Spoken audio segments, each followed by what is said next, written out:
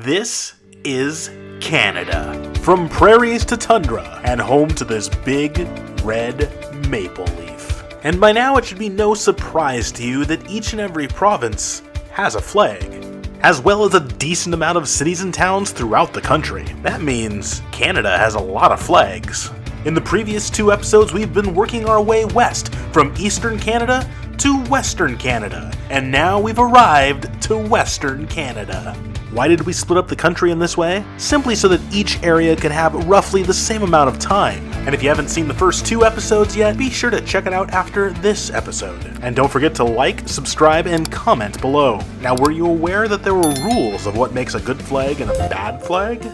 Let's do a quick rundown. According to the North American Vexillological Association, Number 1. Keep it simple. A flag should be so simple that a child can draw it from memory. Number 2. Use meaningful symbolism. A flag's images, colors, or patterns should relate to what it symbolizes. Number 3. Use 2 or 3 basic colors to limit the number of colors on the flag. 4. No lettering or seals. Never use any type of writing or any kind of organizational seal on a flag. And number 5. Be distinctive or be related. Avoid duplications of other flags, but use similarities to show connections if warranted. So with that in mind, let's check out flags of Canadian cities.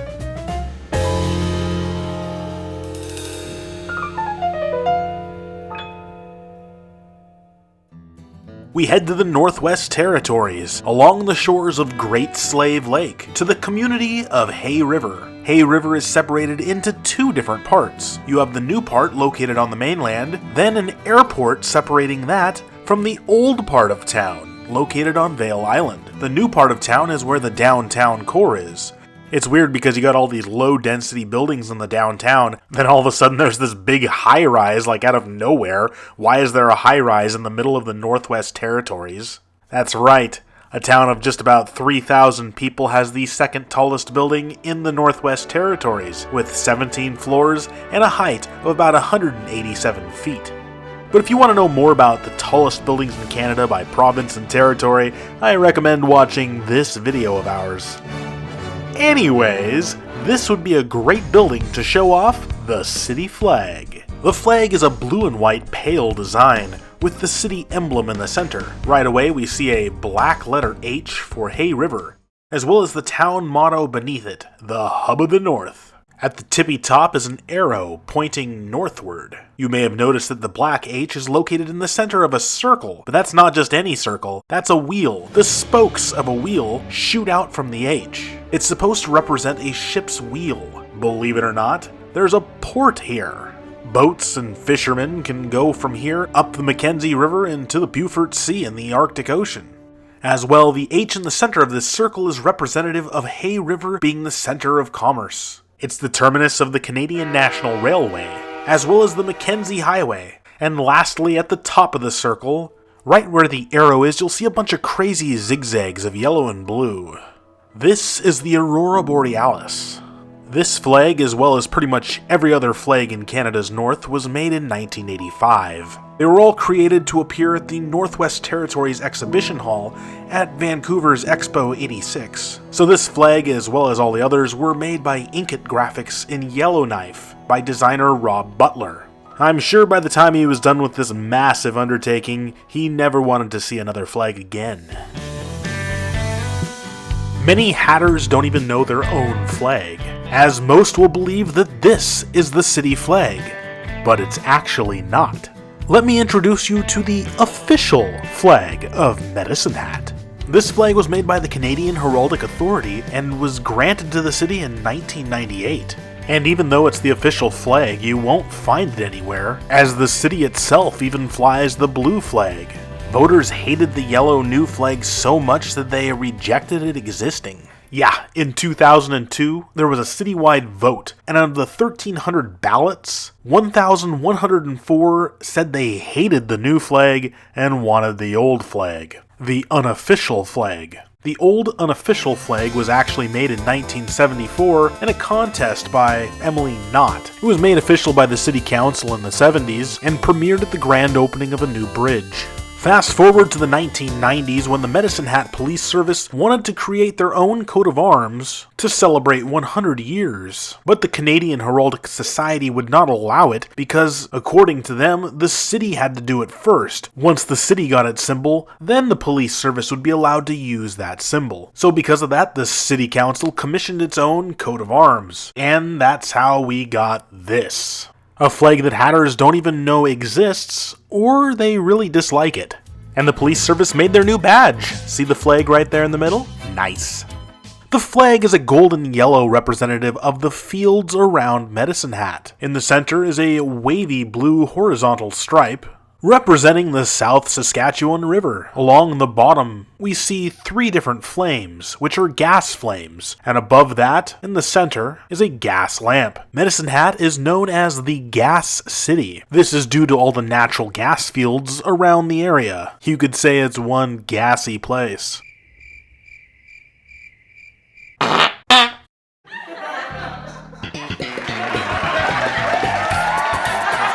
Thank you.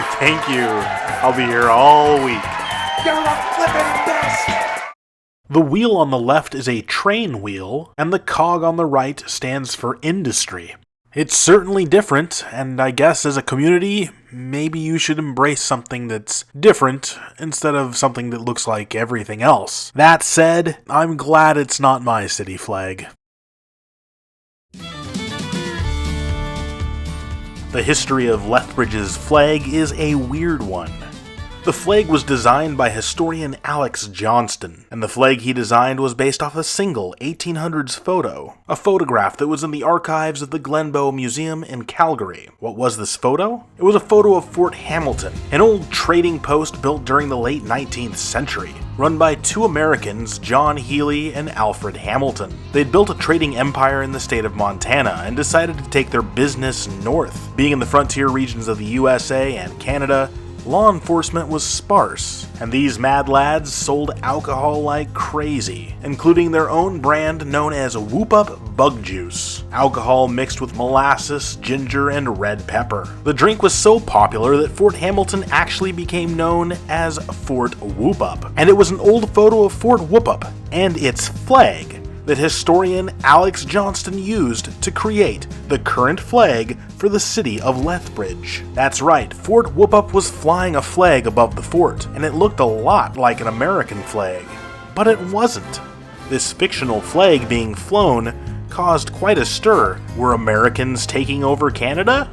This resulted in Royal Mounted Canadian Police to come and visit. Not only did they figure out that it wasn't an American flag, they also couldn't find the illegal alcohol that was supposedly being sold here. So while this flag looks a lot like an American flag, and it's clearly based on an American flag, there's no symbolism beyond what we see here. We don't know the original intentions of whoever created this flag at Fort Whoop Up. Historian Alex Johnston only created the flag based off old photos of the flag. So there you have it. The flag of Lethbridge, and I think it's pretty cool and kinda weird. To an outsider who comes to Lethbridge and sees this flag flying, they might wonder if they accidentally crossed into the US border for a split second, entered some weird parallel universe. Lethbridge. Good flag. I don't know why. Camrose's flag reminds me of a box of chocolates, and honestly, this is the most simple flag that you'll find on this list. It's a blue flag with a red diagonal stripe and a rose, and it says Camrose on it. That's it. The rose symbolizes the rose in Camrose, because roses grow in Camrose, and that's it. That's the flag of Camrose. Who made it? When was it made? Don't have a clue. But I like the flag. So Camrose, good job, I guess. Nice. Yeah. Alright, okay. Next flag. Flag? Flag. Flag. Calgary, Alberta's largest city. Often reminds me of Texas. As well, their flag makes me think of Texas too. The old city flag was replaced sometime in the early 1980s, when the city was about to celebrate its centennial. A new flag was needed and a winner was chosen. And the city's flag went from looking like this to this. Now, if this flag doesn't make you think of Texas, then you're probably thinking of Calgary. It is actually a white flag with a red vertical band through the center. We can see a white letter C and a Stetson cowboy hat. Calgary is home to a bunch of good old boys and rodeos. The white on the flag is supposed to represent the city's hospitality, while the red harkens back to the Northwest Mounted Police uniform. You know, those red uniforms? The C stands for Calgary, but it also means centennial celebration, character, change, culture, and charm, all of which the city oozes. And all words you could put on your dating profile, except for the centennial part because you don't want to be seen as 100 years old. And the Stetson hat is for Calgary's world-famous Calgary Stampede. So overall, I like the flag, but it sort of reminds me of a flag from the 70s, even though it was designed in the 80s, and it makes me think of a sports team. And kudos to them because it does have a lot of meaning, even though it's nothing that people would probably figure out just by looking at it. Well, the C, they can probably figure out that stands for Calgary. Calgary, I tip my hat to you. Yeehaw!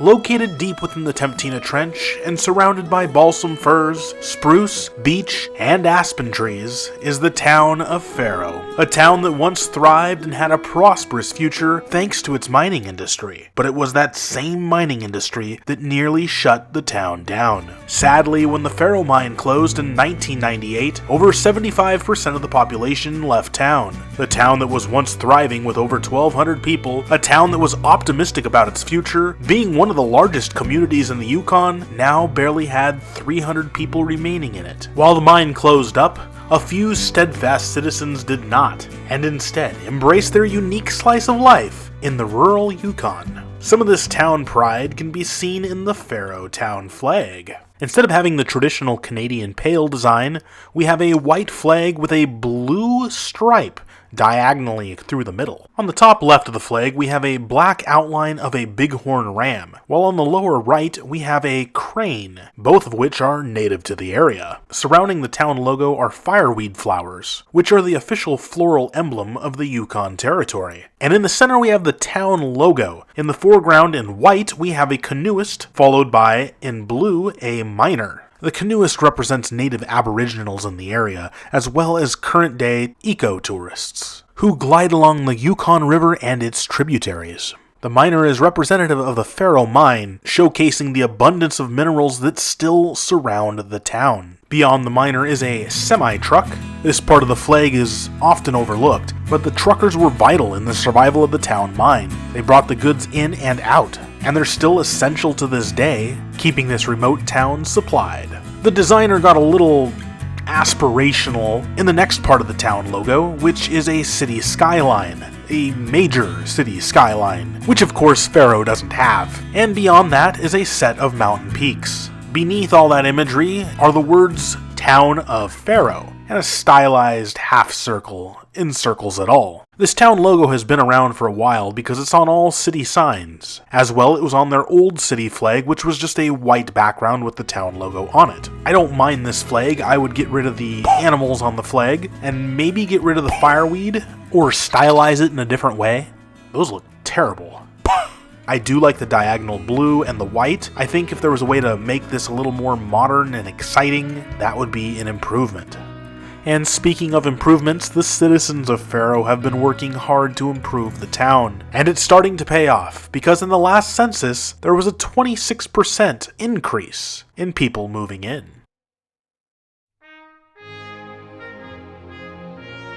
Prince George's flag is blue and yellow, with a blue section at the top, a yellow wavy band followed by a blue wavy band, and a yellow section at the bottom. Two stylized snowflakes are at the top, followed by a flower at the bottom. Back in 1995, and lacking any real flag, the city applied to the Canadian Heraldic Authority to receive a flag in the early 90s. Graham Anderson designed the flag, and the city adopted the flag on August 13th, 1995. Okay, all that history stuff's great and all, but what does this flag mean? Well, I'm glad you asked. First, the flower, which represents the flower a strawberry plant has. Native strawberry plants do in fact grow around Prince George. They're also commercially farmed here. The two snowflakes represent snow because it always snows here in the winter. That would actually be a better definition to what these snowflakes mean than what they actually mean. It supposedly means... And quote, "The two snowflakes reflect on Prince George's position as British Columbia's northern capital and recall the motto of the city's coat of arms, shaping a northern destiny." End quote. What? Like, what? How is anybody supposed to get that from looking at two snowflakes? I just read the definition of what these two snowflakes mean, and I still don't even know what they mean. To me, it would make more sense to have the snowflakes mean two of the different First Nation tribes that lived along the rivers here. And speaking of rivers, the wavy lines represent just that, the rivers that meet at Prince George. One squiggly line is the Nunchako River, while the other is the Fraser River. The yellow on the flag symbolizes the prosperity of the region. Prince George started as Fort George in 1807 as a trading post for the Northwest Company of Montreal. It was a central spot between two rivers to trade with the natives of the land. And the blue on the flag has no meaning, so let's just pretend it means water. Overall, I like the flag. It's a good looking flag. It has some questionable meaning and surprising lack of meaning with that blue section, but other than that, it's an okay flag. Prince George, good flag. Chilliwack's flag is made by an old friend of this series. Way back in episode 1, we talked about Robert D. Watt, Chief Herald of Canada and the Canadian Heraldic Authority, and the creator of flags such as Prince Edward Island and Charlottetown. While some were a hit, others were not.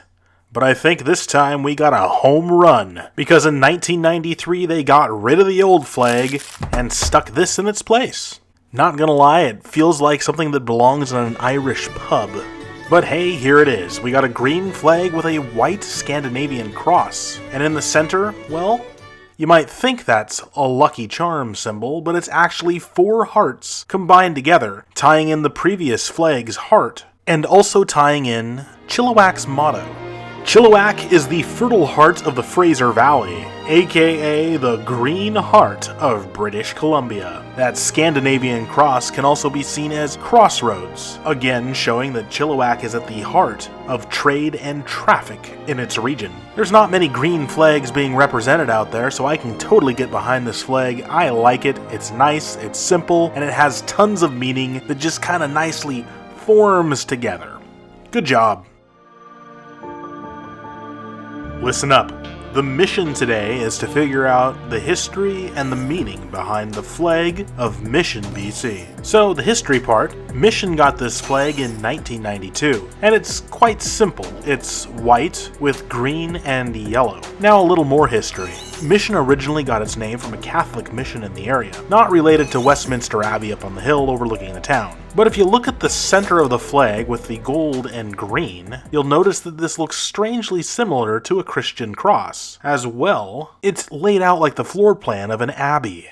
And as well, the tips are the tops of an abbey tower. That's like meaning within meaning within meaning. Dare I say, depth with biblical proportions. Oh, thank you.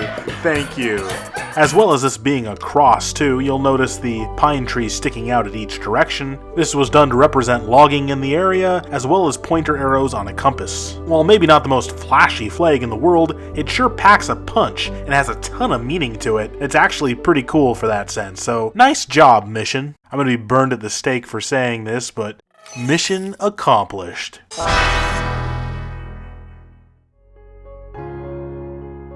For a city whose motto is strength of purpose, Langley's flag lacks a lot of purpose. I introduced to you the flag of Langley.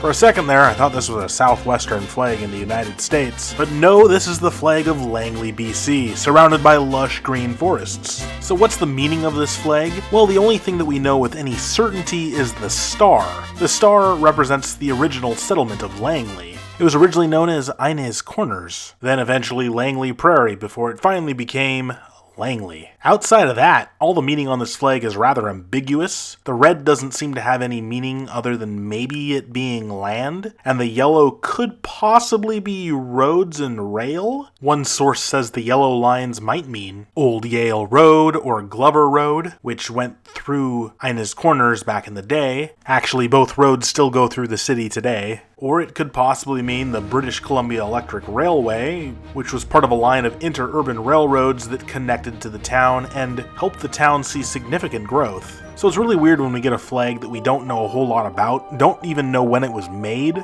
and we're not even really sure about all the symbolism. I actually think it's an alright flag. It just doesn't seem to belong in a green, lush place. And it'd be nice to have a full meaning behind this flag instead of being somewhat ambiguous. But overall, it's good. It's fine. It's good.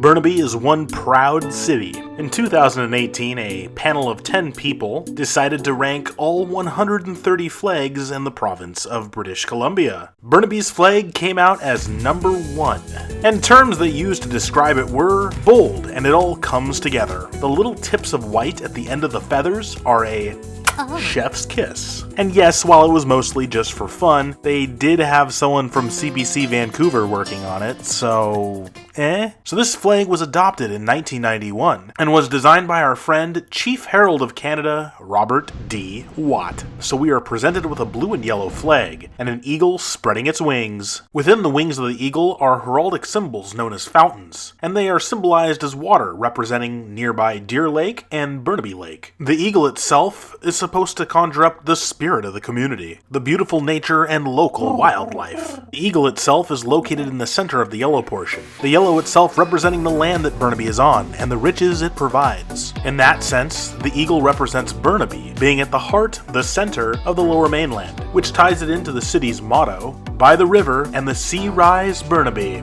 Speaking of water, the blue wavy portions of the flag represent just that. One is the Burrard Inlet to the north, and the other is the Fraser River to the south. So there you have it, the supposed best flag in all of British Columbia, according to an average of scores by 10 random people in a group.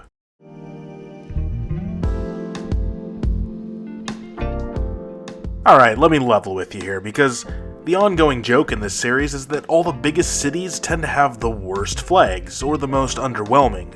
And while this flag certainly isn't the worst flag, it's certainly not the best. I present to you Vancouver, British Columbia's flag, designed by our friend Robert D. Watt.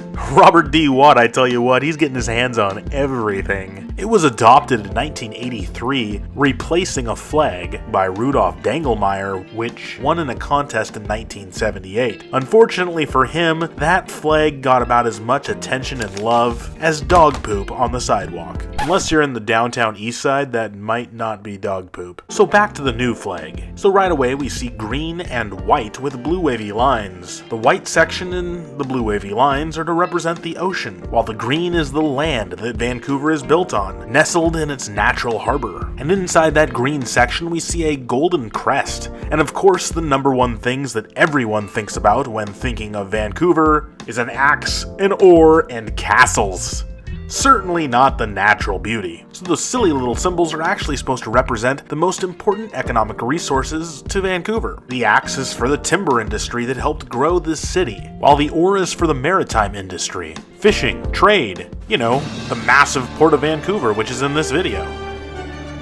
And the castle crown thing is supposed to symbolize civic authority. Woohoo. And, that's it. That's the flag. I don't know, I guess I expected a little bit more. Huh. Well, this is a little anticlimactic. And there you go, we made it. Those were the flags from Western Canada. We just went from the east to the west of Canada, exploring city flags far and wide. So be sure to like, subscribe, and comment. You can even check out our Patreon, as well as all of our other videos. And now that we've completed our series of flags in the United States and Canada, do not fret because we got plenty more flag videos coming in the future. Anyways, thanks for watching and going on this journey with us from east to west. And remember, fly your flag high.